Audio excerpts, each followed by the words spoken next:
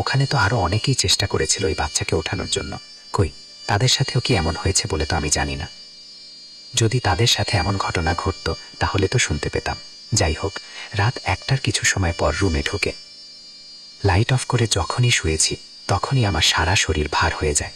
আমি সজাগ, আমি বুঝতে পারছি, কিন্তু আমার শরীরের কোনো অংশ আমি নাড়াতে পারছি না। যেন পুরো শরীর প্যারালাইজড হয়ে গিয়েছে। মৃত মানুষের মতো পড়ে রইলাম বিছানায় আর মনে মনে দোয়া দুরুদ পড়তে লাগলাম। কিছুক্ষণ পর শরীর হালকা হয়ে গেল আর এরপর আমি ঘুমের কোলে ঢলে পড়লাম। হঠাৎ শুনতে পেলাম আমার ঘরের দরজায় কে যেন শব্দ করছে। আমার খালা অনেকটা আতঙ্কিত কণ্ঠে আমাকে ডাকছে, কাউসার, বাহিরে আয়, জলদি বাহিরে আয়। আমি তখন বললাম, খালা, এত রাতে আপনি এখানে কেন? তিনি আমাকে বললেন, খুব সমস্যায় পড়ে গেছি রে, এখন তোর কাছে এসেছি, জলদি ঘর থেকে বের হ। আমার চোখে তখন প্রচুর পরিমাণে ঘুম, ঘুমে চোখ খুলতে পারছি না। ঘুমের ঘোরেই আমি খালাকে বললাম, খালা, আপনি চলে যান, আমি আগামীকাল আপনার বাসায় যাব। এখন আপনি চলে যান, আমি দরজা খুলতে পারবো না, আমার খুব ঘুম পাচ্ছে। কয়েকবার এইভাবে ডেকে খালার আর কোনো সারা শব্দ পাওয়া গেল না, আর আমিও দরজা খুলে বাইরে গেলাম না। কখন যে ঘুমিয়ে পড়েছি আমি নিজেও বলতে পারবো না। ভোরের দিকে ঘুম ভাঙল, বুকে অনেক যন্ত্রণা হচ্ছে। মুখে হাত দিয়ে দেখি কেমন যেন ভিজা এবং আঠালো মতো আমার সমস্ত শরীরে লেগে আছে। চমকে উঠলাম, কি এগুলো? লাইট অন করে যা দেখলাম তা ভাবতেই পারিনি। দেখলাম আমার বুকে বিড়ালের থাবার মতো নখের আঁচড়, সারা বুক জুড়ে এমন হয়ে আছে। নখের আঁচড় থেকে রক্ত বের হয়ে জমাট বেঁধে আঠা আঠা হয়ে গেছে। ভয় পেয়ে গেলাম, কি করল এসব? আমি নিজে করিনি তো আবার? যেমন নিজের অজান্তেই অনেক কিছু হয়ে যাচ্ছে, পুকুর পাড়ে নেমে যাচ্ছি, কাউকে দা দিয়ে আক্রমণ করতে যাচ্ছি। আমার তো এগুলো কিছুই মনে থাকে না, কখন করছি এগুলো? ঘুমের মধ্যে আমি নিজেই এগুলো কি করেছি? তখন আমি আমার হাতগুলো ভালো করে দেখলাম। আমার হাতের কোথাও কোনো রক্তের দাগ পেলাম না।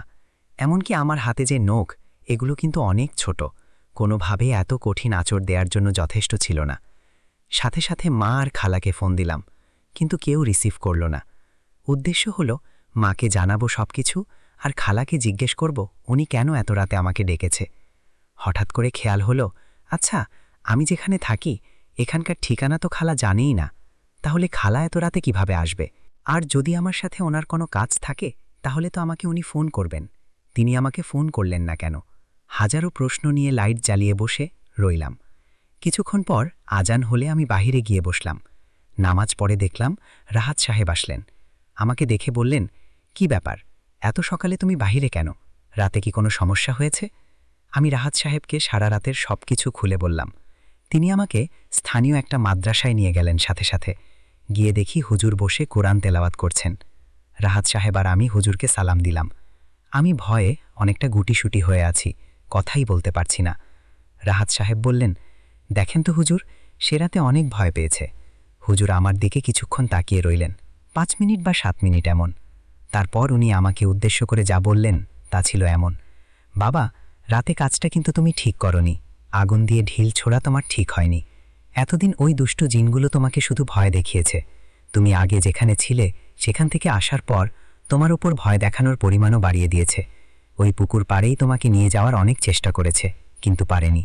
কাল রাতে যখন তুমি আগুন ছুঁড়ে মেরেছ, জিনটা প্রচণ্ড ক্ষুব্ধ হয়ে প্রথমে তোমার উপর ভর করে, দোয়া কালাম পড়ার পর তোমাকে ছেড়ে দেয়, আর তারপর তোমার কোনো আত্মীয় রূপ ধারণ করে তোমাকে বাহিরে ডাকে। তবে তুমি এটা ভালো করেছ যে ওর ডাকে সাড়া না দিয়ে। যদি তুমি ওর ডাকে সাড়া দিয়ে বাইরে বের হতে, তাহলে তোমাকে ওই পুকুর পাড়ে নিয়ে যেত না, না হয় পার্শ্ববর্তী শ্মশানে নিয়ে গিয়ে বড় ধরনের কোনো ক্ষতি করত। তোমার প্রাণ নিয়ে নেওয়ার উদ্দেশ্যই ছিল মূলত ওই দুষ্টু জিনের। এতক্ষণ শুধু আমি হুজুরের কথাগুলো চুপ করে শুনছিলাম আর অবাক হচ্ছিলাম, কারণ আমি তো হুজুরকে কিছুই বলিনি। তাহলে হুজুর এত কিছু কিভাবে বলতে পারছি? রাহাত সাহেব হুজুরকে বললেন, আপনার কাছে নিয়ে এসেছি, ওকে একটু ঝাড়ফুঁক এবং প্রয়োজনীয় ব্যবস্থা দিয়ে দিন। আর আপনি ওকে উল্টো আরও ভয় দেখাচ্ছেন। কি ব্যবস্থা দেবেন? আর ওকে তো আরও ভয় পাইয়ে দিচ্ছেন। হুজুর বললেন, আমি ওর জন্য কিছুই করতে পারবো না। বড় জোর ঝাড়ফুঁক করে আপাতত ওর ভয়টা কমিয়ে দিতে পারি, তবে যদি অন্য কোনো ব্যবস্থা দিতে হয় তাকে, তাহলে সেটা ওকে অন্য কোথাও গিয়েই নিতে হবে। রাহাত সাহেব বললেন, কেন, আপনি দিতে পারবেন না কেন? আমাদের এলাকার সবাইকে তো আপনি সব ব্যবস্থা দেন, তাহলে ওকে কেন দিবেন না? উত্তরে হুজুর বললেন, রাত ভাই, ও ওকে যদি আমি কোনো ব্যবস্থা দেই, কোনো তদবির দেই, তাহলে আমার অনেক সমস্যা হবে। আর আমি শিওর ওকে যারা যেই ব্যবস্থায় দিয়েছে বা ঝাড়ফুঁক করেছে তাদেরও সমস্যা হয়েছে।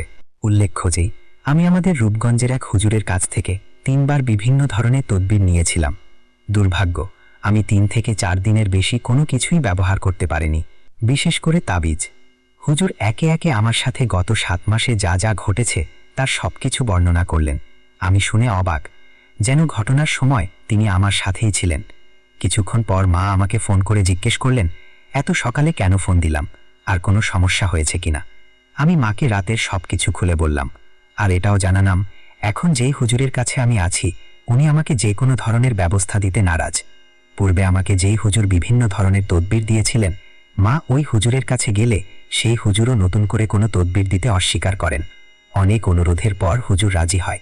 মাদ্রাসার ওই হুজুর আমাদের রূপগঞ্জের হুজুরের সাথে ফোনে কথা বলে ওনাকে জানিয়ে দেন কিভাবে তদবির তৈরি করতে হবে। তবে তিনি সাবধান করে দেন এবং বলেন এখন যেন উনি কোনো ধরনের কোনো তদবিরের দিকে না যান বা কোনো বিষয় তৈরি না করেন। আমি যখন ওনার সাথে থাকব তখন যেন উনি নিজে দোয়া লেখেন, কারণ যদি আগে থেকে দোয়া লেখা হয় রাস্তায় ওনার সাথে যে কোনো বিপদ হতে পারে। ওনাদের কথা বলা শেষ হওয়ার পর হুজুর আমাকে ফু দিয়ে পানি খেতে দেয় এবং বলে সাবধানে বাড়িতে চলে যাওয়ার জন্য। বাড়িতে আসার পর আসরের নামাজ শেষে হুজুর আমাকে একটি দোয়া লিখে দেয় আর কিছু বিধি নিষেধ দিয়ে দেয়। সেগুলো হলো আমি যেন সবসময় নামাজ পড়ি, পাক পবিত্র থাকি, কোনো মৃত মানুষের লাশ না দেখি, ভূমিষ্ঠ বাচ্চা যেই ঘরে থাকে সেই ঘরে যেন 41 দিনের আগে না যায়, ইত্যাদি ইত্যাদি বিভিন্ন বিষয়। এখন আলহামদুলিল্লাহ আমার কোনো সমস্যা নেই। তবে মাঝে মাঝে কিছু বাজে স্বপ্ন দেখি, যেগুলো দেখে আমি প্রচণ্ড ভয় পাই।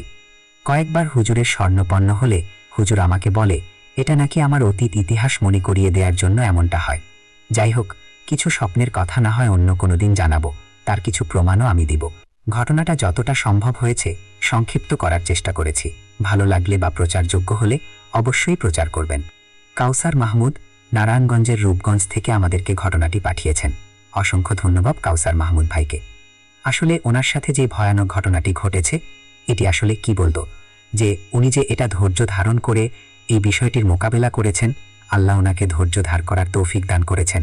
এটা আসলে সত্যি উনি অনেক কষ্ট এবং ত্যাগ স্বীকার করেছেন। এখানে একটি বিষয় বলে রাখা ভালো প্রিয় লিসেনার্স, হচ্ছে যে যখন কোনো হুজুর কাউকে কোনো কিছু না দেখে, আগের কোনো বিষয় না জেনে বা তার সাথে আগে থেকে পরিচয় না থাকার পরেও কোনো বিষয় বলে দেন, সাধারণত এটা এমন হয় যে ওই হুজুরের সাথে থাকা কোনো জিন, ভালো জিন, তারা এই বিষয়টি ওই হুজুরকে জানিয়ে দেয়। কারণ মানুষ কিন্তু কোনো গায়েবের খবর জানে না, জিনদের মাধ্যম দিয়ে সাধারণত বিভিন্ন ব্যক্তিরা এই জিনিসগুলো জানতে পারে। এটা হচ্ছে একটা বিষয়। আরেকটা বিষয় হচ্ছে যে আমাদের মধ্যে যারা এক বাবার এক ছেলে রয়েছি তাদেরকে শুধু এ ধরনের পরিত্যক্ত পুকুর নয়, যে কোনো জায়গায় পানিতে নামার ক্ষেত্রে সতর্ক থাকতে হবে। হোক সেটা সুইমিং পুলে, হোক সেটা পুকুরে, হোক সেটা সমুদ্রে, খালে বিলে, যে কোনো জায়গায় সতর্ক থাকতে হবে। কারণ জিনেরা এই এক বাবার এক ছেলেদেরকে হত্যা করে তারা তাদের ক্ষমতাকে বাড়াতে পারে এবং বিভিন্ন ধরনের জাদুবিদ্যার প্রয়োগ এবং এইটার ফলাফল এবং কার্যকারিতার বিষয় যেন আরও তারা শক্তিপ্রাপ্ত হয়। এই জন্য এক বাবার এক ছেলেদেরকে পানিতে ডুবিয়ে তারা হত্যা করে। এটার মাধ্যমে তাদের ক্ষমতা বৃদ্ধি পায়। এই জন্য আমাদের মধ্যে যারা আছি তারা তো সতর্ক থাকবই, এবং আমাদের আত্মীয় স্বজনদের মধ্যে যারা আছে তাদেরকেও আমরা সতর্ক করব। অনেকে বিশ্বাস করতে চাইবে না, কেউ বিশ্বাস নাই করতে পারে, কিন্তু আমাদের দায়িত্ব মানুষকে এই মেসেজটা পৌঁছে দেয়া। প্রিয় লিসেনার্স, আশা করছি এই ঘটনা থেকে যে আমরা ভয় পেয়েছি বিষয়টা এরকম নয়। কেউ ভয় পাবেন, কেউ হয়তোবা ভয় পাবেন না, কিন্তু ঘটনা বলার মূল উদ্দেশ্য হচ্ছে প্রত্যেকটা ঘটনা থেকে বা অধিকাংশ ঘটনা থেকে আমরা যেন শিক্ষণীয় কিছু পাই। একই ধরনের ঘটনা বা সিমিলারিটিজ আছে এমন ঘটনা থেকে আমরা একই ধরনের শিক্ষা পাই। সেই বিষয়গুলো, ওই লিসেনগুলো, আমি একই ধরনের কথাগুলো বারবার বলি। এই জন্য এগুলো এই কারণেই বলি, প্রতিনিয়ত আমাদের নতুন নতুন লিসেনাররা যুক্ত হচ্ছেন, তারা হয়তোবা আগে থেকে বিষয়টা জানবেন না। আর যারা আমাদের পুরাতন লিসেনাররা আছেন তারা প্রতিনিয়ত আমার এই অ্যাডভাইসগুলো শুনতে পাচ্ছেন। তারপর তাদের কাছে সেটা পুরাতন বিষয় বা অ্যাডভাইস পুরাতন হলেও আমাদের নতুন যারা লিসেনার তাদের জন্য তো সেটা নতুন, হয়তোবা তারা জানতেন না। এই ঘটনার মাধ্যমে তারা জানতে পারলেন। এজন্য কিছু কিছু বিষয় কন্টিনিউ আমাদেরকে আসলে এগুলো বলে যেতেই হবে। প্রিয় লিসেনার্স, আশা করছি ঘটনাটি আপনাদের ভালো লেগেছে, এবং কাউসার মাহমুদ ভাই আপনাকে অসংখ্য ধন্যবাদ, চমৎকার করে লিখে পাঠিয়েছেন। আর আমি আশা করব আমাদের লিসেনারদের উদ্দেশ্যে আপনি আরও ঘটনা পাঠাবেন। সে পর্যন্ত আপনার ঘটনার জন্য আমরা অপেক্ষা করব এবং আপনার জন্য শুভকামনা জানাচ্ছি। স্বাগতম প্রিয় লিসেনার্স, আরও একটি নতুন ঘটনায়। এখন যেই ঘটনাটি বলবো, এই ঘটনাটি মূলত একজন মানুষ কোন ঘটনার প্রেক্ষাপটে ব্ল্যাক ম্যাজিশিয়ান হয়ে উঠলেন সেই বিষয়টিকে কেন্দ্র করে। এবং যেই ঘটনাটি বলবো, এ ধরনের ঘটনা আমরা অনেকেই আমরা এই ঘটনা চাই, যে এই ঘটনার মধ্য দিয়ে আমরা যেতে চাই আমাদের নিজের ইচ্ছাকে বাস্তবায়ন করার জন্য। আমরা কখনো কখনো এই ঘটনা ঘটুক বা আমরা ঘটাতে চাই। এই ঘটনাটি কিন্তু প্রিয় লিসেনার্স, আমি ঘটনাটি যদিও বলবো এবং সেই সাথে এর কিছু পরিণতির বিষয়ে বলবো, একদম বাস্তব পরিণতির কথা। এটা আমার নিজের দেখা একটা পরিণতি। তো আশা করছি এই ঘটনার শেষ পর্যন্ত ইনশাল্লাহ শুনবেন এবং আপনাদের ভালো লাগবে। আমি এই ঘটনাটি নিজের মতো করে বলতে পারতাম, নিজের মতো করে কিছু কথা আমি বলবো, তবে উনি যেভাবে পাঠিয়েছেন আমি সেভাবে আগে আপনাদেরকে শোনাতে চাই। আমি তখন ইন্টারে পড়ি। ছাত্র হিসেবে মোটামুটি ভালো ছিলাম। পড়াশোনার চাপে প্রেম নামক অধ্যায়ে পা রাখা হয়নি, কিন্তু কথায় আছে, মানুষ জীবনে একবার হলেও প্রেমে পড়ে। আমিও তার ব্যতিক্রম হলাম না। আমাদের গ্রামের এক পাড়া প্রতিবেশী কাকাতোপনকে আমার ভালো লেগে যায়। তার নাম রূপা। সে ছিল যথেষ্ট সুন্দরী। সে ক্লাস 10-এ পড়ত। দিন যেতে লাগল, আবার রূপার প্রতি ভালোবাসাও বাড়তে লাগল, কিন্তু কিছুতেই তাকে ভালোবাসার কথাটা বলতে পারছি না। কিভাবে বলবো, বলার সাহসও হচ্ছে না। যদি রাজি না হয়ে উল্টো আমার বাসায় বলে দেয়, তখন হবে আরেক ঝামেলা। এদিকে না বলেও আমি থাকতে পারছি না। শেষমেশ উপায় না দেখে ওর এক বান্ধবী, যে আমার সম্পর্কে ভাতিজি হয়, তাকে দিয়ে আমার প্রেমের কথাটা রূপাকে জানালাম। জানানোর পরের দিন রূপা স্কুলে যাচ্ছিল। আমি রাস্তায় দাঁড়িয়েছিলাম। বলা বাহুল, স্কুলে যাওয়ার রাস্তাটা ছিল আমাদের বাসার কাছ দিয়েই। আমাকে দেখে রূপা ডাক দিল। আমি ভয় লজ্জায় সব মিলিয়ে তার কাছে যেতেই আমাকে অনেক অপমান করল, আর বলল তার কথা যেন ভুলে যায়। এখানে বলে রাখি, রূপার বাবা ছিল আমাদের এলাকার বেশ ধনী একজন ব্যক্তি এবং আমাদের চেয়ে অনেক ধনী মানুষ। সে কথা বলে অনেক অপমান করল। আমি অনেক কষ্ট পেয়ে বাসায় চলে এসে খুব কান্নাকাটি করলাম। লজ্জা অপমান সব কিছু আমাকে দুমড়ে মুচড়ে দিচ্ছিল। এভাবে চলতে লাগল কিছুদিন। আমার সব কিছু উল্টাপাল্টা হয়ে যেতে লাগল। পড়াশোনা নষ্ট হয়ে যেতে লাগল। এর মাঝে এক দাদার সাথে সব কথা শেয়ার করতেই তিনি আমাকে বললেন, আরে, এটা নিয়ে এত চিন্তার কি আছে? সোজাভাবে হয়নি তো কি হয়েছে, বাঁকাভাবে রাজি করাবি। বলে রাখি, সেই দাদার সাথে আমি সব কিছু শেয়ার করতাম, আর দাদা টুকটাক কবিরাজি করত। আমি বললাম, বাঁকাভাবে মানে কি? আমি বুঝতে পারছিলাম না। তখন দাদা বললেন, বাঁকাভাবে মানে তুই তো প্রেমের প্রস্তাব দিয়েছিস, মেয়েটি রাজি হয়নি। এখন যদি সে তোকে প্রেমের প্রস্তাব দেয়, তাহলে বিষয়টা কেমন হয়? আমি বললাম, ধুর, এটা কি সম্ভব নাকি? আমাকে যেই কথাগুলো বলে অপমান করেছে, আমি তো কল্পনাই করতে পারি না যে সে আমাকে নিজে থেকে প্রেমের প্রস্তাব দেবে। এটা কখনোই হবে না। দাদা হেসে বলল, আরে হবে, শুধু তোকে কিছু কাজ করতে হবে। আমি আগ্রহ নিয়ে বললাম, কি কাজ বল, আমি সব করতে রাজি আছি। দাদা বলল, ব্ল্যাক ম্যাজিক করতে হবে। আমি ভয় পেয়ে গেলাম। বললাম, ব্ল্যাক ম্যাজিক করলে তো মারা যাবে। শুনেছি ব্ল্যাক ম্যাজিক করলে অনেক ক্ষতি হয়। দাদা হেসে বলল, আরে, এটা মারার জন্যে নয়, তাকে প্রেমে ফেলার জন্যে। তখন আমি বললাম, বল কি, ব্ল্যাক ম্যাজিক করে প্রেমেও ফেলা যায়? এটা কি সম্ভব? শুধু তো গল্প শুনেছি, এটা কি বাস্তবে হয় কখনো? তখন দাদা বলল, হ্যাঁ রে, হয়, এটা করা যায়, শুধু তোকে কিছু কাজ করতে হবে। আমি বললাম, ওর প্রেমের জন্য সব করতে পারবো, বলো আমাকে কি করতে হবে। দাদা বলতে শুরু করল, প্রথমে তোকে শ্মশান থেকে একটি তুলসী গাছ এবং মানুষ পোড়ানো হাড্ডি এবং এই পোড়ানোর সময় অবশিষ্ট যে কয়লাগুলো থাকে, কিছু কয়লা এবং শ্মশানের মাটি আনতে হবে একটা নির্দিষ্ট রাতে গিয়ে। তারপর সেই মেয়ের চুল আর জামার টুকরো আনতে হবে।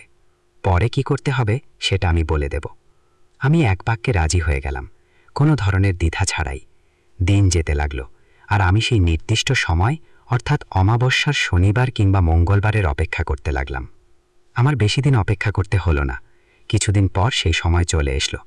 আমি শনিবার সন্ধ্যার পর সেই দাদার বাসায় চলে গেলাম। দাদা বলতে লাগলেন, শ্মশানে যাওয়ার সময় যাই হোক না কেন, কোনো ভয় পাবি না, আর পেছন ফিরে তাকাবি না। তুলসী গাছ একটানে তুলে ফেলবি। এখানে বলে রাখি, চিতার পাশে মানুষ পোড়ানোর পর একটা করে তুলসী গাছ পুঁতে আসে সবাই। কয়লা আর হার নিয়ে সোজা চলে আসবি। কোনো ভয় পাবি না, যাই ঘটুক না কেন।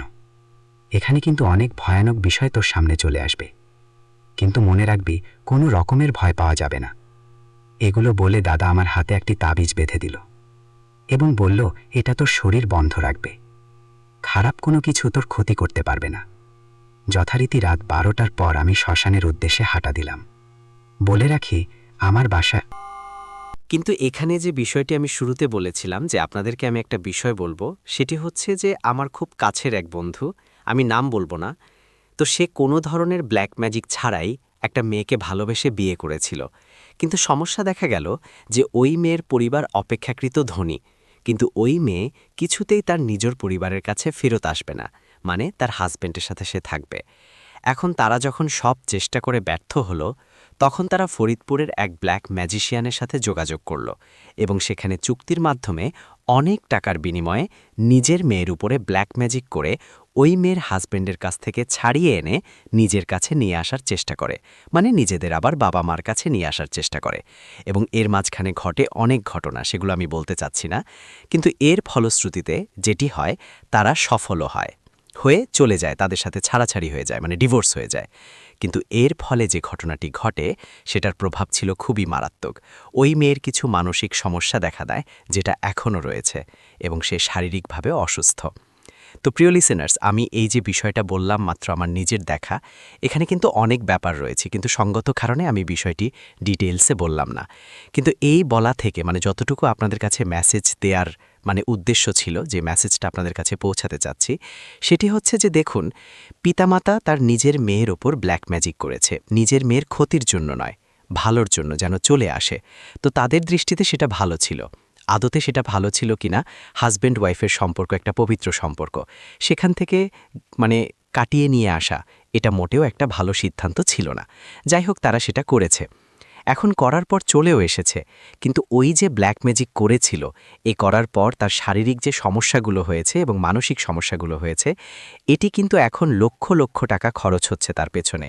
কিন্তু এই বিষয়গুলো থেকে সে পরিপূর্ণভাবে বের হয়ে আসতে পারছে না, এবং আমার ধারণা এই মেয়ে আর কখনো সুস্থ হবে না, যদি না আল্লাহ তাকে মানে তার বিশেষ অনুগ্রহ দিয়ে তাকে সুস্থ করেন। তাছাড়া কোনো মেডিকেল ট্রিটমেন্ট হোক না কবিরাজি ট্রিটমেন্ট হোক, আর এই সুস্থ হওয়ার কোনো সম্ভাবনা নেই। কারণ হচ্ছে ব্ল্যাক ম্যাজিকের ফলে যে স্থায়ী ক্ষতিগুলো হয়, এই ক্ষতিগুলো থেকে আসলে আর কোনো দিনই মানে তার জীবন দশায় রিকভার করা সম্ভব হয় না বললেই চলে। খুব রেয়ার কেস যে এটা রিকভার করা যায়। প্রিয় লিসেনার্স, যদি কেউ ওপেন হার্ট সার্জারি অপারেশন করে, মনে করেন কারো কোনো মূলত অসুখ হয়েছে হার্টে, বা হার্টে ব্লক হয়েছে, বা বিভিন্ন কোনো বিষয় হয়েছে, তো ওপেন হার্ট সার্জারি করার পর তিনি কি আবার সুস্থ, হয়তোবা সেই রোগ থেকে তিনি নিষ্কৃতি পেয়েছেন, কিন্তু তিনি কি আবার সুস্থ স্বাভাবিকভাবে তার লাইফ লিড করতে পারেন? তাকে সবসময় একটা নিয়মের মধ্যে দিয়ে যেতে হয়। আবার আগের মতো তিনি সবসময় চলতে ফিরতে পারেন না। বাঁচতে ফিরতে পারলেও তাকে অনেক কিছু কন্ট্রোল করে চলতে ফিরতে হয়। তাহলে খেয়াল করুন যে অপারেশন করার আগে ওনার একটা অসুস্থতা ছিল, সেটা নাই, কিন্তু অপারেশন করার পরে ওনার এমন কিছু সমস্যা দেখা দিয়েছে, উনি যতদিন জীবিত থাকবে সেটা ওনাকে কন্ট্রোল করে যেতেই হবে। ঠিক ব্ল্যাক ম্যাজিকটাও তেমন, যদি আপনি ভালোর উদ্দেশ্যেও করেন, হয়তোবা সেই সমস্যাটা সলভ হবে, কিন্তু ব্ল্যাক ম্যাজিকের ফলে যে সমস্যাটা সৃষ্টি হবে, সেটা কিন্তু আর কখনোই আপনার জীবনদশায় এটা যাবে না। এই জন্য আমরা কিন্তু অনেক সময় মানে এই ব্ল্যাক ম্যাজিকের চিন্তা করি। ব্ল্যাক ম্যাজিক শুধু কবিরাজ দিয়ে করায় তা কিন্তু না, এটা আমাদের একটা ভুল ধারণা, শুধু কবিরাজরা যে ব্ল্যাক ম্যাজিক করবে, বিষয়টা এরকম না। অনেক সময় যে হুজুরদের কাছে আমরা যাই, হুজুররা যে তাবিজ লেখে, এই তাবিজগুলোও কিন্তু একটা ওয়ান কাইন্ড অফ ব্ল্যাক ম্যাজিকের পর্যায়ে পড়ে যেতে পারে। সব সময় যে পড়বে তা না, কিন্তু পড়ে যেতে পারে, হয়তোবা তাদের নিজের অজান্তেই তারা ব্ল্যাক ম্যাজিক করে ফেলছে। আমরা খালি চিন্তা করি ও শ্মশানের মাটি আনা, হাড় আনা, এটা সেটা দিয়ে করলে, কয়লা দিয়ে করলেই ব্ল্যাক ম্যাজিক হয় না। ব্ল্যাক ম্যাজিক তাবিজ দিয়েও করা যায়। ব্ল্যাক ম্যাজিকের শত শত ধরন রয়েছে, এজন্য সাবধান। আপনি যে হুজুরের কাছে যাচ্ছেন, সে হুজুর যে তাবিজটা দিচ্ছে সেটাও ব্ল্যাক ম্যাজিক হতে পারে, এটা আপনি নিজেও বুঝতে পারছেন না, এমনকি হুজুর নিজেও বুঝতে নাও পারে, হতে পারে সেই বিষয়ে তিনিও ওয়াকিবল নন। এই জন্য বি কেয়ারফুল, আমরা এগুলো থেকে দূরে থাকব। আমরা যদি বিশ্বাস করি তাকদীর ভালো এবং মন্দ আল্লাহ তাআলার তরফ থেকেই আসে, তাহলে আমরা আমাদের ভাগ্যে যেটা হয়েছে সেটাকে মেনে নিতে হবে। আর যদি সত্যি কেউ ব্ল্যাক ম্যাজিক করেও থাকে, পরীক্ষা নিরীক্ষা করে যদি সেটা প্রমাণিত হয়, তাহলে শরিয়া সম্মতভাবে রুকিয়া করে এই ব্ল্যাক ম্যাজিক থেকে ওই রোগীকে বের করে আনতে হবে। ব্ল্যাক ম্যাজিক আক্রান্ত ব্যক্তিকে শরিয়া সম্মতভাবে চিকিৎসার নাম হচ্ছে রুকিয়া। এই রুকিয়া করতে হবে। যারা শরিয়া সম্মতভাবে রুকিয়া করেন তাদের কাছে গিয়ে ট্রিটমেন্ট নেওয়া জায়েজ আছে। প্রিয় লিসেনার্স, আশা করছি এই ঘটনা আমাদের জন্য একটা শিক্ষামূলক ঘটনা ছিল। আপনাদের সকলের কাছে এটি ভালো লেগেছে এবং যিনি পাঠিয়েছেন রাসেল ভাই, ওনাকেও ধন্যবাদ। ওনার ঘটনাটা আমাদেরকে পাঠিয়েছেন এবং আশা করছি ওনার কাছ থেকে আমরা ব্ল্যাক ম্যাজিক রিলেটেড আরও ঘটনা পাবো, কারণ অনেকেই ব্ল্যাক ম্যাজিক রিলেটেড ঘটনা শুনতে চান। কবরস্থান রয়েছে। রিকশা চালাতে চালাতে সেই কবরস্থানের সামনে যেতেই ওই মাওলানা টাইপের লোকটি ভারী গলায় বলে উঠল, রিকশা থামান। আসলে রিকশা বলছি বারবার, আমাকে রিকশা লিখে পাঠিয়েছে, কিন্তু আমার মনে হয় রিকশা ছিল না, একটা ভ্যান জাতীয় কিছু ছিল আর কি। তো যাই হোক, সে বলল গাড়ি থামান। সেও কোনো চিন্তা না করে সাথে সাথে গাড়ি থামিয়ে ফেলে। লোকটি কোনো কিছু না বলে হন হন করে কবরস্থানের ভেতর প্রবেশ করেন এবং প্রায় ২০ মিনিটের মতো সময় পার হয়ে যায়। খেদাই চিন্তা করল, লোকটি তো কোনো ভাড়া না দিয়ে ভেতরে ঢুকে গেল, এতক্ষণ হয়ে গেল তো বের হয় না তো। এদিকে ভাড়ার আশায় তো এত রাত্রে তাকে টেনে আনলাম, তো ভেতরে যাই দেখি লোকটি আবার কোনো বিপদে পড়ে নাই। তো একা একা কবরস্থানের মধ্যে ঢুকল, সমস্যা তো হতে পারে, অসুস্থ হতে পারে। উনি এই চিন্তা করে উনি ভেতরে যান। তো ভেতরে গিয়ে কবরস্থান বেশ বড় ছিল, পায়ে হাঁটা মেঠো পথও ছিল কবরস্থানের ভেতর দিয়ে। ও সময় এরকম পাকা রাস্তাঘাট কবরস্থানের ভেতর দিয়ে তৈরি হয়নি। তো উনি মিনিট ৫ হাঁটার পরে, রিকশাটা কিন্তু কবরস্থানের বাইরে রেখে গিয়েছিলেন গাড়িটি, তো মিনিট ৫ হাঁটার পর তিনি কবরস্থানের ভেতরে একটি বড় পুকুর দেখতে পান এবং ওনার মনে হচ্ছিল পুকুরের মধ্যে পানির শটশট শব্দ। অনেক সময় আমরা পানিতে যদি হাত মুখ ধুই এরকম শব্দ হয় না, তো ওরকম শব্দ। তো উনি কিছুটা পথ এগিয়ে যান যে ওখানে শব্দকারে ওখানে হয়তোবা সেই মুরব্বী লোকটি থাকতে পারে। কিন্তু উনি ওখানে যাওয়ার পর যে দৃশ্য দেখেন, এটি দেখার জন্য তিনি মোটেও প্রস্তুত ছিলেন না। তিনি দেখেন ওই যে মাওলানা সাহেবের লোকটি, উনি পুকুরে উবু হয়ে বসে তার নিজের পেটের নাড়ি ভুঁড়ি পেটের ভিতর থেকে বের করে সেগুলো পানি দিয়ে ধুচ্ছেন। এই দৃশ্য দেখে তিনি অনেক ভয় পান এবং মনে মনে আল্লাহর নাম নিতে নিতে দ্রুত কবরস্থান থেকে বের হয়ে ওনার গাড়ির কাছে চলে যান। তিনি গাড়ির কাছে এসে দাঁড়ানোর ২০ সেকেন্ডের ভেতর সেই মাওলানা টাইপের লোকটি তার সামনে চলে আসে এবং দাঁড়িয়ে বলে, আপনার উচিত হয়নি বিষয়টি দেখা, আপনার উচিত ছিল এখানে ওয়েট করা, কিন্তু আপনি এগিয়ে গিয়েছেন। বিষয়টি যেহেতু দেখেই ফেলেছেন, সব কিছু দুঃস্বপ্ন ভাবুন এবং ভুলে যান। আর এই বিষয়টি কখনোই কাউকে বলবেন না। আর যদি আপনি কথাটি কাউকে না বলেন, আমি আপনাকে কথা দিচ্ছি ইনশাল্লাহ আপনার কোনো দারিদ্র্য থাকবে না। আর এই বলে ওই লোকটি তার ডান হাতটি মোট করে তার দিকে এগিয়ে দেন এবং রিকশা চালক খেদায় সেও হাত বাড়িয়ে নিয়ে উনি যেটা দেন সেটা হাতে নেন এবং ওই মাওলানা টাইপের লোকটি বলেন যে আপনার যে গামছা রয়েছে সেই গামছায় এই পয়সাটি বেঁধে রাখুন, কারণ এখানে একটি পয়সা রয়েছে। তো খেদাই দেখে এটা চকচকে একটি পয়সা। এটা কি স্বর্ণ, রূপা না কিসের এটি বোঝা যাচ্ছে না, বা কোন ধাতুর তৈরি এটা বোঝা যাচ্ছে না, কিন্তু বেশ চকচক করছে।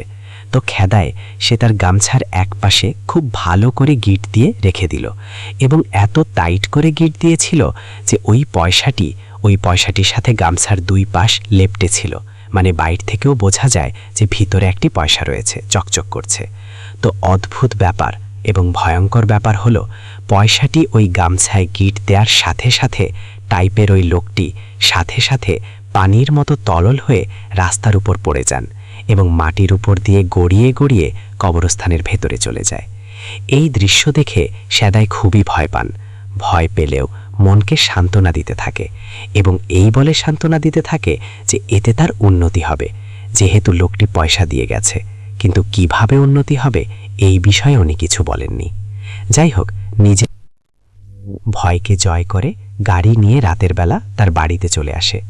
বাড়িতে এসে দেখে তার স্ত্রী সন্তানেরা ক্ষুধায় না খেয়েই ঘুমিয়ে পড়েছে।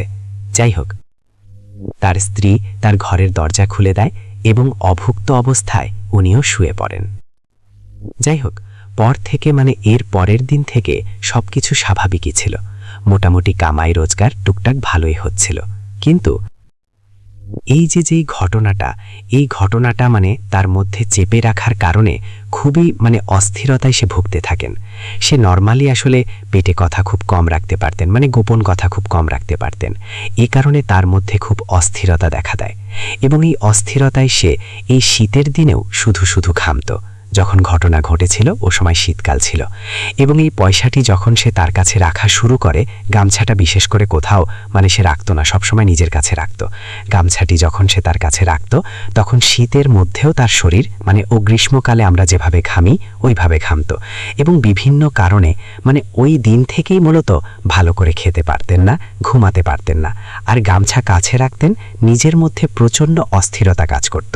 তো বিভিন্ন কারণে দেখা যাচ্ছে যে তার শরীর খারাপ হয়ে যাচ্ছিল। এই কারণে কয়েকদিন রিকশা নিয়েও বাড়ি থেকে বের হচ্ছিলেন না। কিছু সময় পর পর শীতের মধ্যেও তিনি পুকুরের ঠান্ডা পানিতে গোসল করতেন, এবং কাঁধের যে গামছাটা সেটিও ধুয়ে দিতেন, এবং রাতের বেলাও ঘুমাতে যাওয়ার সময় বালিশের কাছে গামছাটি কাছে রাখতেন। এখন এভাবে কিছুদিন যাওয়ার পর তার স্ত্রী কিন্তু সন্দেহ করে যে বিষয়টা কি। তো এক রাতে খুব ভালো করে ধরে তাকে, যে কি ব্যাপার, তুমি কাজে যাচ্ছ না, বুঝলাম যে শারীরিক সমস্যা হয়েছে, কিন্তু এই যে তুমি এইভাবে ঘামছ, শীতকালেও ঠান্ডা পানিতে গোসল করতেছ, আবারও ঘাম যাচ্ছ, আবার তুমি যে গামছা, এই গামছার মধ্যে আছেটা কি, আর কেন এটা নিজের কাছে রাখো? সে তো স্ত্রীকে বলে, না না, তেমন কিছু নাই, এমনি আর কি, শরীরে বেশি ঘাম দিচ্ছে তো ঘাম মোছার জন্য সবসময় গামছাটা কাছে রাখি। কিন্তু স্ত্রী বলছে, না না, এটা তো হতে পারে না, নিশ্চয়ই অন্য কোনো সমস্যা আছে যেটা তুমি আমার কাছ থেকে গোপন করছো। তোমার তো আগে এভাবে ঘাম বের হতো না, আর শীতকালে কি কারো এভাবে ঘাম বের হয়? কি লোকাচ্ছ, ঠিকঠাক করে বলো। তার স্ত্রীর সাথে বেশ কথা কাটাকাটি হয়। এক পর্যায়ে সে চাপের মুখে তার স্ত্রীকে সবকিছু খুলে বলে দেন, এবং গামছাটা তিনি খুলে দেখাতে চান। তার স্ত্রী বলে, দেখি তো গামছার মধ্যে আসলে কি আছে। গামছা খুলে দেখাতে গিয়ে তিনি একটা অদ্ভুত বিষয় আবিষ্কার করেন। গামছার মধ্যে যে পয়সাটা ছিল, ওই গিট দিয়ে খোলার আগেও দেখছিল যে বাহির থেকে চকচক করছে পয়সা, বোঝা যায় আর কি, কিন্তু গিট খোলার সাথে সাথে দেখা গেল যে সেখানে কিছুই নেই, পুরো খালি। অথচ তাকে একটা উজ্জ্বল পয়সা দিয়েছিল সেই মাওলানা টাইপের লোকটি। তার স্ত্রী ভাবলেন সে মিথ্যা কথা বলছে। আবার সে তার স্ত্রীকে বললেন, এটা পুরোই সত্যি ঘটনা। সে রাতে আবারও দুজনের ব্যাপক কথা কাটাকাটি হাত। যাই হোক, এরপর যে যার মতো ঘুমিয়ে পড়ে। পরের দিন সকালে ওই খেদায় যিনি, তার প্রচণ্ড জ্বর আসে, এবং জ্বর এমন পরিমাণে আসে যার কারণে সে বিভিন্ন ধরনের প্রলাপ বকতে থাকে, এবং জ্বরের ফলে সে কিছুই খেতে পারছিল না, যাই মুখে দিত তার তেতো মনে হতো, এবং যখনই সে ঘুমাতো, দিনে হোক রাতে হোক, ভয়ঙ্কর ভয়ঙ্কর স্বপ্ন দেখত। তো ওই রাতেই বা তার পরবর্তী কোনো রাতে সেই মাওলানা সাহেবকে তিনি স্বপ্নে দেখেন। সেই মাওলানা সাহেব স্বপ্নের মধ্যে বলেন যে, আপনাকে তো শুধু একটি কথাই গোপন রাখতে বলেছিলাম, কিন্তু আপনি তো সেই কথাটি গোপন রাখতে পারলেন না, আপনি কথার বরখেলাপ করলেন। আমি তো আপনার ভালোই চেয়েছিলাম, আমি তো আপনার চাইলে ক্ষতি করতে পারতাম, আমি কি আপনার ক্ষতি কোনো করেছি? কিন্তু আপনার কারণে আমার ক্ষতি হবে, আপনি কাজটি ঠিক করেননি। এই বলে ওই লোকটি চলে যায়। এরপর দিন সকালে তিনি তার স্ত্রী সন্তানদের কাছে এই স্বপ্নের ঘটনাটি খুলে বলেন। সেদিন দিবাগত রাতে খেদাই চাচার শরীরে প্রচণ্ড জ্বর আসে। জ্বর আসলে সাধারণত আমরা কি দেখি, কাঁপাকাঁপি শুরু হয়ে যায় বডিতে, কিন্তু ওনার শরীরের তাপমাত্রা এতটা বেড়ে গিয়েছিল যে ওনার কাঁপাকাঁপি করার পরিবর্তে ওনার গরম লাগছিল, এবং উনি সেই গরম সহ্য করতে না পেরে ঠান্ডা পানিতে, তো তখন তো শীতকালই ছিল, এটা তো অল্প কিছু দিনের মধ্যে ঘটনাটা ঘটে গেছে আর কি, যে বেশি দিন গিয়েছে তা না। তো উনি পুকুরের ঠান্ডা পানিতে দৌড়ে গিয়ে ঝাঁপ দেন। তো ওনার এভাবে ঝাঁপ দেওয়ার দেখে ওনার স্ত্রী এবং তার 15-17 বছর বয়সে একটি ছেলে ছিল, সে তার পিছনে পিছনে গিয়ে পুকুরে ঝাঁপ দেয় তাকে তোলার জন্য। তারা দুজন মিলে খেদাই চাচাকে পুকুরকে উপরে তুলে এনে শুইয়ে দেয়। তারা বুঝতে পারেন যে তিনি আর জীবিত নেই, তিনি মারা গেছেন। এটি ছিল ঘটনা। প্রিয় লিসেনার্স, এই ঘটনাটি যেহেতু খুবই প্রচলিত একটি ঘটনা সিরাজগঞ্জের, আমার ধারণা এই ঘটনাটি আপনারা অনেকেই অন্য কোনো না কোনোভাবে শুনে থাকলেও থাকতে পারেন, আমি নিশ্চিত নই। তবে প্রচলিত ঘটনা দেখা যাচ্ছে যে অনেক মানুষ জানে। তো দেখা গেল ওই এলাকার কেউ ওই ঘটনাটি অন্য কোনো স্টেশনে শেয়ার করতে পারে, এটা হতেই পারে। প্রচলিত ঘটনার বেলায় এই ধরনের বিষয়গুলো আমরা সাধারণত খেয়াল করি, কারণ একই ঘটনা যদি 1000 মানুষ জানে, 1000 মানুষের মধ্যে কেউ না কেউ তো বিভিন্ন রেডিও স্টেশনে বিভিন্ন শো শোনে, সুতরাং সেই ঘটনাটি তারাও সেখানে পাঠাতে পারে। তো এটি ছিল ঘটনা, প্রিয় লিসেনার্স। আশা করছি ঘটনাটি আপনাদের ভালো লেগেছে। আর এই ঘটনা থেকে কিন্তু আমরা একটা জিনিস আবারও আপনাদেরকে মনে করিয়ে দিতে চাই, সেটি হচ্ছে কেউ কোনো কথা যদি কেউ গোপন রাখতে বলে, এটা কিন্তু একটা আমানত। এটা মানুষ হোক, জিন হোক, যেটাই হোক, এই আমানতের খেয়ানত করা যাবে না।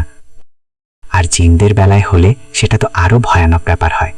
মানুষের কোনো গোপন কথা যদি আমরা কাউকে বলে দেই, সে মানুষ ক্ষিপ্ত হয়ে আমাদেরকে মারতে আসে বা চিরতরে শত্রু হয়ে যায়, কারণ সে গোপন কথা বলার মাধ্যম দিয়ে সেই মানুষ সামাজিকভাবে হেয় প্রতিপন্ন হতে পারে বা তার ক্ষতি হতে পারে।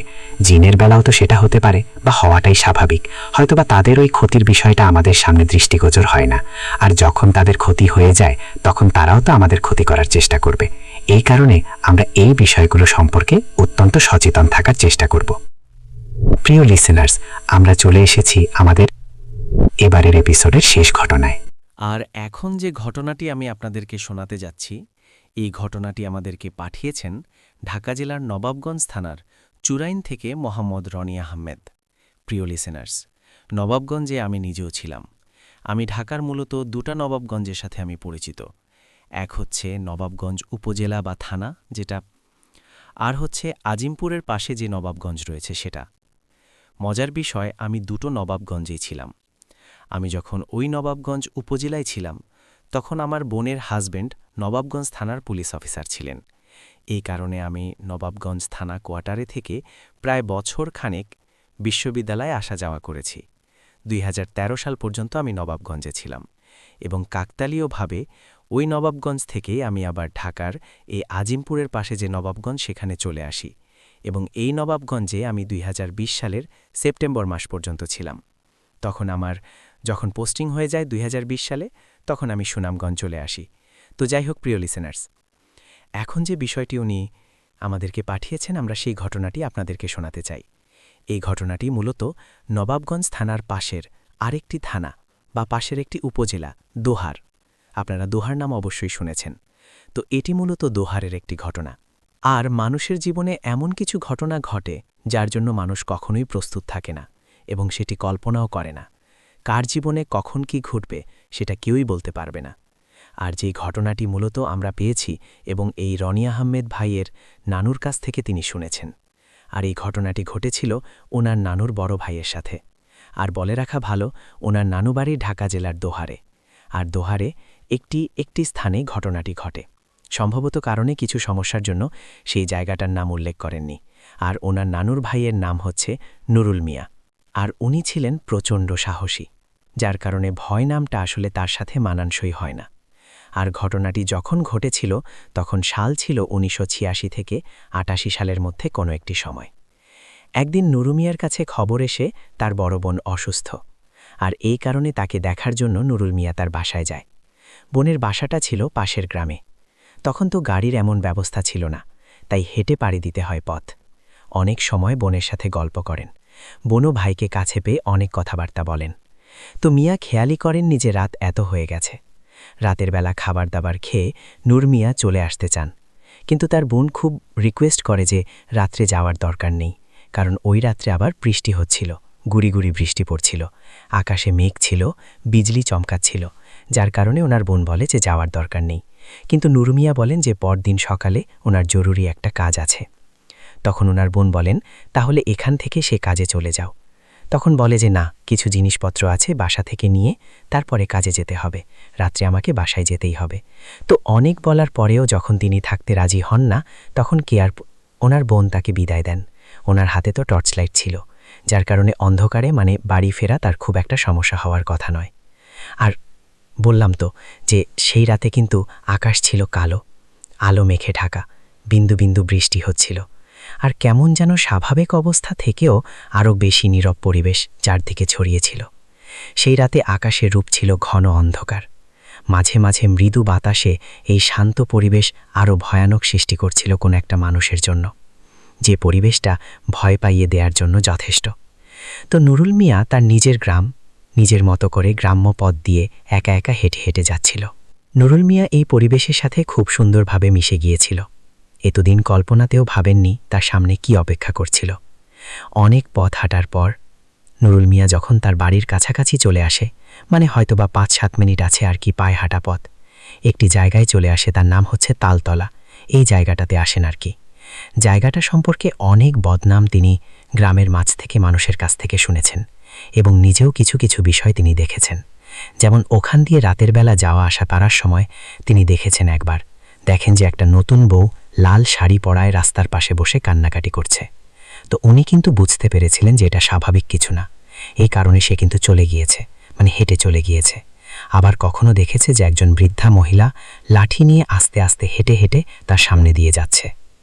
তিনিও বুঝতে পেরেছিলেন যে এত রাত্রে নিশ্চয়ই কোনো বৃদ্ধা মহিলা হেঁটে যাওয়ার কথা নয়, এবং তিনি হাঁটছেন। বৃন্দা, উনি দেখতে পাচ্ছেন যে বৃদ্ধা মহিলা আস্তে আস্তে হাঁটছে, কিন্তু তিনি জোরে হেঁটেও বৃদ্ধা মহিলাকে তিনি ক্রস করে যেতে পারছেন না। তার মানে কি বোঝা যায়? তার মানে বোঝা যায় হচ্ছে এটি স্বাভাবিক কোনো মানুষ নয়। আবার তিনি কখনো হেঁটে আসার সময় ঘোড়া দেখেছেন, বড় আকৃতির ঘোড়া, আবার কখনো কিছুই দেখেননি। ওদিক দিয়ে হেঁটে আসার সময় ঝোপঝাড়ের মধ্যে থেকে কান্নার আওয়াজ তিনি শুনেছেন।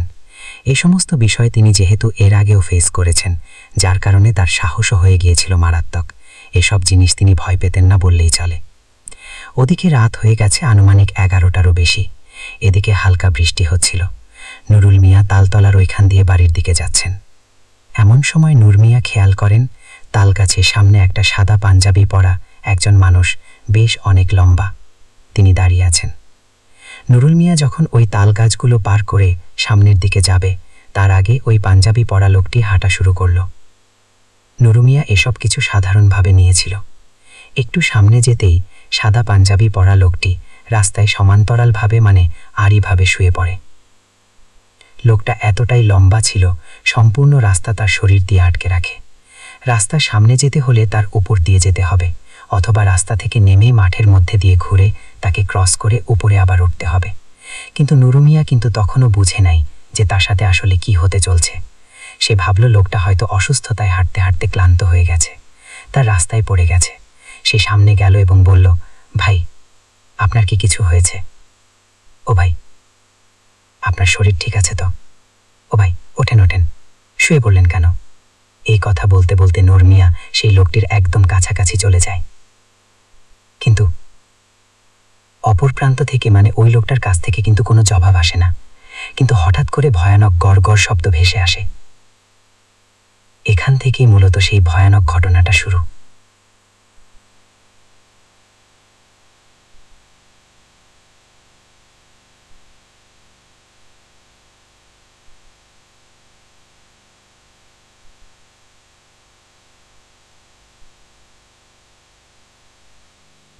বুকের উপর ভারী চাপটাও সরে গেল।